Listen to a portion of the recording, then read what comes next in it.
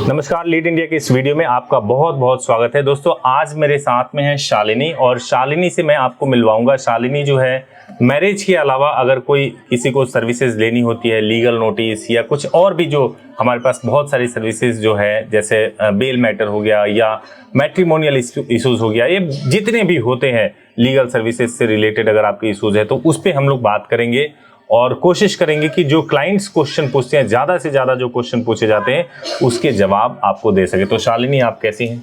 मैं ठीक हूँ सर, आप कैसे हैं? तो मैं भी ठीक हूँ। तो क्या क्वेश्चन आपके पास लीगल से रिलेटेड आते हैं? सर, जैसे कि काफ़ी सारे क्लाइंट्स के क्वेश्चंस होते हैं, लीगल इश्यूज हो जाते हैं कि कोई अगर वर्किंग है और जो सीनियर टीम होता है, एचआर होता है कि कंपनी होल्ड कर देती है, सैलरी होल्ड कर देती है, कोई रीजन नहीं देती है क्यों होल्ड किया है, क्या किया है। तो उस कंडीशंस में जो क्लाइंट के क्वेश्चंस होते हैं ये रहते हैं कि अगर हम उन्हें लीगल नोटिस भेजते हैं कोर्ट द्वारा तो उसमें क्या क्या हो सकता है? देखिए, मैं आपको बताता हूँ। ये बेसिकली आपका जो क्वेश्चन है वो सैलरी के ऊपर है। तो कोई भी इस आंसर में मैं इंक्लूड कर लूंगा कि अगर कोई भी एम्प्लॉय है, हाँ जी, अगर उसके साथ कोई इश्यूज होता है तो आप क्या कर सकते हो। चाहे आपकी सैलरी होल्ड हो गई हो, या आपको गलत तरीके से टर्मिनेट कर दिया गया हो, या आपको कोई बेवजह कंपनी ने कोई नोटिस दे दिया हो, अगर कुछ भी एम्प्लॉय रिलेटेड अगर आपको इश्यूज है तो सबसे पहला काम यही होता है, अगर आप लिटिगेशन में नहीं गए हो तो आपको नोटिस भिजवाना चाहिए। और नोटिस भिजवाने से क्या होता है कि ये एक तरीके का सिविल थ्रेट होता है सामने वाले को, जो एम्प्लॉयर है जिसके साथ आपने नौकरी किया हुआ है, उसको एक डर होता है कि भाई अब जो व्यक्ति है, जिसने एक्स एम्प्लॉई है उनका, वो बहुत सीरियस है और वो कोई भी लीगल एक्शन ले सकता है। तो आप उनको करना ये चाहिए कि बात करना चाहिए। अगर आपकी सैलरी होल्ड हो गई है तो हमारे हेल्पलाइन नंबर पे बात कर लें और बात करके लीगल एडवाइस ले लें, प्रॉपरली केस को डिस्कस कर लें और नोटिस जरूर भिजवाएं, लीगल नोटिस भिजवाएं, जिससे कि उनको हेल्प मिले। एक और सिनेरियो इसमें हो जाता है कि उनको ऑलरेडी नोटिस आया हुआ होता है, तो उसके लिए भी रिप्लाई जरूर करवाएं, है ना, क्योंकि लीगल नोटिस अगर आया हुआ है तो उसको रिप्लाई करना भी बहुत जरूरी होता है। उसको अगर आप ठंडे बस्ते में डाल दोगे तो कुछ नहीं होगा। आपके मान लो कि लाखों रुपए है, हजारों है, जितने भी पैसे हैं, वो पैसे डूब जाएंगे अगर आप ठीक तरीके से जो है आप अगर उस पर एक्शन नहीं लेते हो तो आपको प्रॉपरली लेना चाहिए, रिजल्ट की परवाह किए बगैर लेना चाहिए, क्योंकि उससे आपके हक में ही कुछ आएगा, आपका जाएगा कुछ जी, है ना जी। सपोज क्लाइंट अगर लीगल नोटिस भेज भी दें कोर्ट द्वारा तो उनका बेसिकली कंसर्न ये रहता है कि इससे उनके करियर में कोई इफेक्ट तो नहीं आएगा अगर वहां से लीगल नोटिस वो सेंड करते हैं कोर्ट द्वारा, और आगे चलकर अगर वो स्विच करें वो जॉब, इश्यूज बिल्कुल नहीं आएगा। देखो, अगर मान लो, अगर आप ऐसे सोचोगे, सपोज मान लो एक कंपनी है जिसने आपके सैलरी को होल्ड किया हुआ है, आप उसके डर रहे हो कि कहीं आगे उसका करियर खराब नहीं हो जाएगा। ऐसा कुछ नहीं होता है।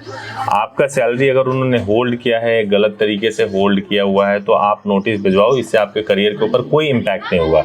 किसी भी व्यक्ति की सैलरी अगर होल्ड की गई है और सैलरी होल्ड है, अगर आप नहीं भिजवाओगे और आप सेफ कोई रास्ता ढूंढोगे कि नहीं छोड़ देते हैं, तो वो भी सोल्यूशन नहीं है जी, वो भी सोल्यूशन नहीं है। तो आपको डेफिनेटली एक्शन तो जरूर ही लेना चाहिए और उससे करियर पे कोई फर्क नहीं पड़ता। कंपनी कुछ नहीं कर सकती अगर आपने कोई गलती नहीं किया है तो। बाकी सर, इसमें जो ड्राफ्टिंग होती है तो उसमें बेसिकली होता क्या क्या है अगर हम सैलरी रिलेटेड इश्यूज के लिए कोई ड्राफ्टिंग करवाते हैं? एक हमारी सर्विस है ड्राफ्टिंग, जिसके बारे में आप बात कर रहे हो, वो क्रिमिनल कंप्लेंट ड्राफ्टिंग हो गया, या कंपनी कोई स्टार्टअप है उनकी ड्राफ्टिंग हुई, जैसे एमओयू बनाना होता है, या कंपनी से रिलेटेड कई सारे बनते हैं, वेंडर और का एग्रीमेंट बनता है, कई सारे एग्रीमेंट्स बनते हैं, वो सर्विसेज भी हम प्रोवाइड करते हैं। तो किसी भी प्रकार का अगर आपको ड्राफ्टिंग करवाना है, चाहे वो क्रिमिनल कंप्लेंट की ड्राफ्टिंग हो गई, जैसे मान लीजिए कि किसी पुलिस वाले ने आपके साथ में बदतमीजी कर दी, ठीक है, या आपका डिवोर्स का मैटर शुरू होने वाला, अभी शुरू नहीं हुआ है, या फिर आपके साथ में कोई आप कंपनी स्टार्ट करना चाहते हो, उन सब में ड्राफ्टिंग की रिक्वायरमेंट होती है। तो अगर आपके साथ में कुछ भी इस तरह का इशू आता है, जैसे पुलिस वाला मैं पर्टिकुलर लेकर के चलूं, अगर पुलिस का ही इश्यूज अगर आप हो रहा है कि आपको उसने गाली गलौज कर दिया या कुछ ऐसा कर दिया, अब आप क्या एक्शन लोगे? तो आपका एक्शन यही बनता है कि आप तरीके से क्रिमिनल कंप्लेंट ड्राफ्ट करवाओ। आप खुद भी कर सकते हैं, लेकिन खुद करेंगे तो आप लॉ के मुताबिक नहीं करेंगे। कल को आपसे ये सवाल होगा, अगर वो बात आगे बढ़ती है तो आपने ये क्यों नहीं लिखा, अब कई लोग कहते हैं रेप की जगह के मेरे साथ गलत काम हो गया, लेकिन पुलिस, अगर आप पुलिस के पास जाओगे बोलोगे गलत काम हो गया, तो वो जानते सब कुछ है, लेकिन वो रेप का सेक्शन नहीं लगाएंगे। तो कभी भी जब कभी भी आप कोई लिटिगेशन स्टार्ट करने जा रहे हो, कोई लीगल चीज करने जा रहे हो, तो आपको लीगल एक्सपर्ट के माध्यम से ही करना चाहिए। तो किसी भी प्रकार के ड्राफ्टिंग है, चाहे वो क्रिमिनल कंप्लेंट की ड्राफ्टिंग है या कंपनी रिलेटेड ड्राफ्टिंग है, वो सर्विसेज भी प्रोवाइड की जाती है। और अगर किसी को भी, चूंकि ऐसे होते हैं ये जटिल थोड़े विषय होते हैं, तो एक बार जो भी हमारे हेल्पलाइन नंबर है 8800444555 या वेबसाइट है leadindia.law या ईमेल है care@leadindia.law, इस पे आप कम्युनिकेट करके अपने प्रॉब्लम्स को शेयर करें, एक राय ले लें और फिर आप सोचे तय करें कि आपको आगे क्या स्टेप लेना है। जी। बाकी सर जैसे कि अभी यहाँ पे लीगल इश्यूज की बात हो रही है, लीगल मैटर की, तो यहाँ पे एक कंसर्न रहता है कि आजकल जैसे सभी जानते हैं कि अडल्ट्स होते हैं, रिलेशन में आ जाते हैं, तो रिलेशनशिप में आने के बाद कुछ टाइम वो रहने के बाद काफी सारा होता है कि एक पार्टनर की साइड से चीटिंग का हो जाता है कि नहीं अब साथ में नहीं रहना है। बहुत काफी अच्छा सवाल है। हाँ जी।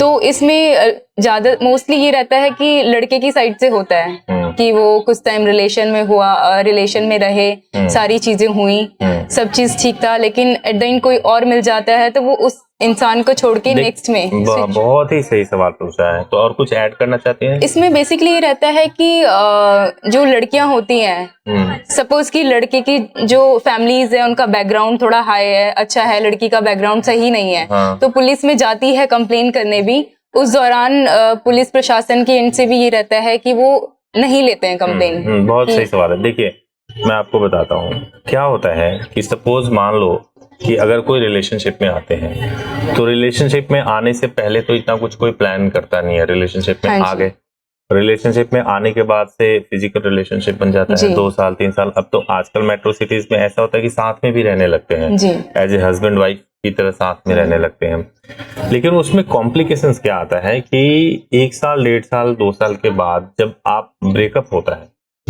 तो लड़की को कहीं ना कहीं ठगा हुआ महसूस होता है। जी।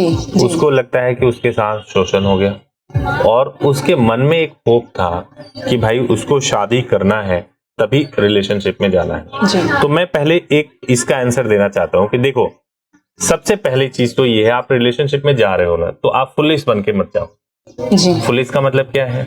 2 तरीके से रिलेशनशिप में आप जा सकते हो। पहला चीज तो ये है कि अगर आप उस लड़के से जिसके साथ आप रिलेशनशिप में जा रहे हो केवल फ्रेंडशिप है, यानी कि फिजिकल रिलेशनशिप नहीं है, तब तो कोई प्रॉब्लम ही नहीं। जी। अब आप सोच रहे हो कि ये रिलेशन इतना आगे बढ़े जिसमें फिजिकल रिलेशनशिप भी बन जाए। जी। अगर आप फिजिकल रिलेशनशिप पे आ जाते हो और फिर ब्रेकअप होता है तो इंसान हर्ट होता है। जी।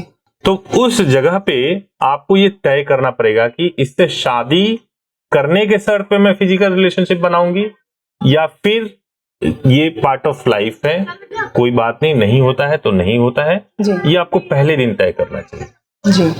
है ना? अगर आपने ये तय कर लिया कि भाई मैं फिजिकल तो तभी होंगी जब शादी करोगे, ठीक है, अगर आपने वो कमिटमेंट उससे किया हुआ है व्हाट्सएप पे, फेसबुक पे, तो वो रेप है। अगर बाद में उसने डिनाई कर दिया है बाद में, और उसने भी कहा है कि मैं इसलिए रिलेशन बना रहा हूं क्योंकि तुमसे शादी करूंगा, डिनाई नहीं कर सकता। अगर उसने प्रलोभन दिया कि शादी करेंगे और फिर फिजिकल बनाया है, तो वो रेप है।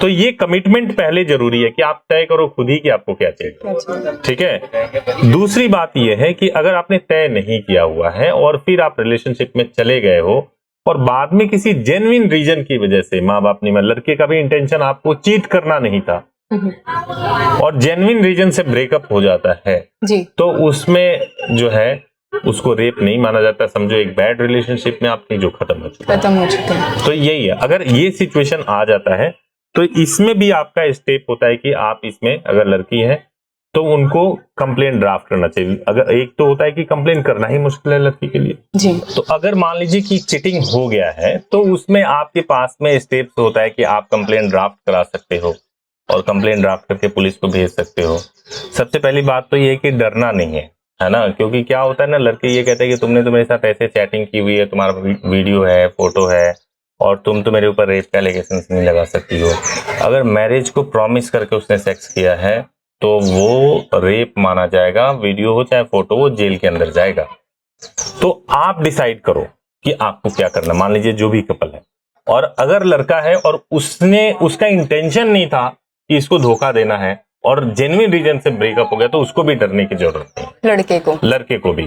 और उस केस में आपको कांटेक्ट करना है और प्रॉपरली अपने प्रॉब्लम को बता करके एडवाइस देना है, उससे बहुत हेल्प मिलेगा।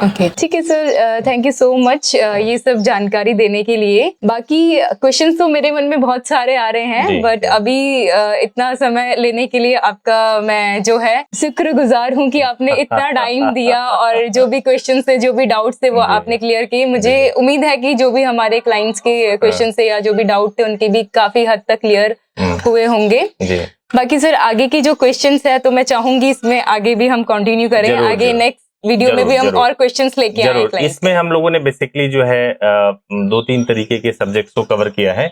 आगे के जो वीडियो होंगे उसमें और भी सब्जेक्ट्स को कवर करेंगे और भी बेटर तरीके से क्लाइंट्स को कन्विंस करने की कोशिश करेंगे, समझाएंगे, उनके इश्यूज को एड्रेस करेंगे। थैंक यू सो मच कि आप आए। Thank you so much. Thank you.